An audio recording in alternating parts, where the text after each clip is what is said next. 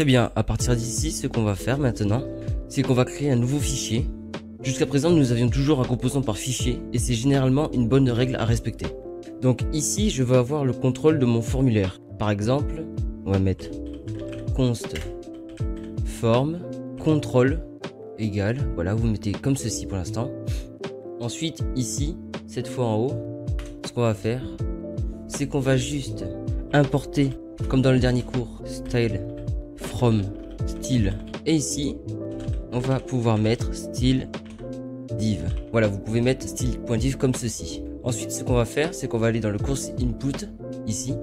Et comme vous pouvez voir, on va retrouver le form control. Et ce qu'on va faire, tout simplement, c'est qu'on va copier, comme dans le dernier cours, tout le CSS, comme ceci. Ensuite, alors, le form.control, on n'en a pas besoin vu qu'il est déjà ici. Et on va garder le reste. Ensuite, on va supprimer ce form control. Et normalement, vous vous souvenez, on va mettre ceci. On va faire ça aussi ici.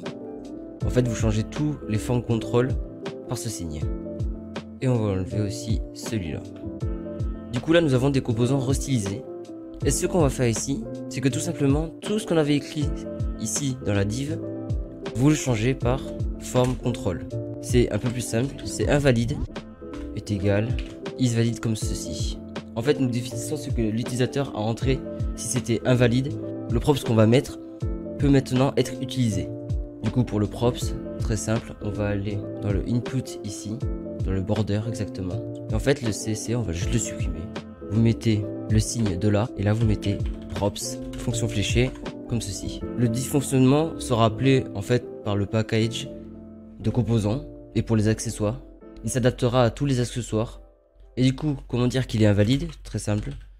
Comme d'habitude, invalide, on va mettre en rouge.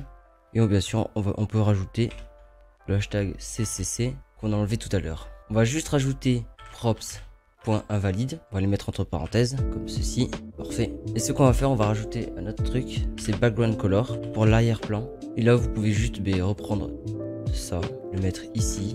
Vous enlevez juste les parenthèses. Ça ne sert à rien pour l'instant. Et on ferme. Ensuite, on va mettre la couleur transparente. C'est-à-dire que c'est FF D7 D7. Comme ceci. Ici, on va mettre transparent. Et du coup, avec ce qu'on vient d'écrire ici, ce qu'on peut faire, c'est qu'on peut aller dans le invalid input ici. Et on peut tout simplement le supprimer. Parce que on ne peut pas en avoir deux pareils. Ensuite, on va monter dans le label ici. En dessous du margin bottom, on va mettre color props.invalide. Un petit point d'interrogation derrière. Si c'est invalide, on va mettre en rouge. Mais par contre, si c'est valide, on va le mettre en noir. Voilà du coup une autre façon de faire pour intégrer le composant pour dire tout simplement que soit c'est valide, soit c'est invalide. On se retrouve pour le prochain cours.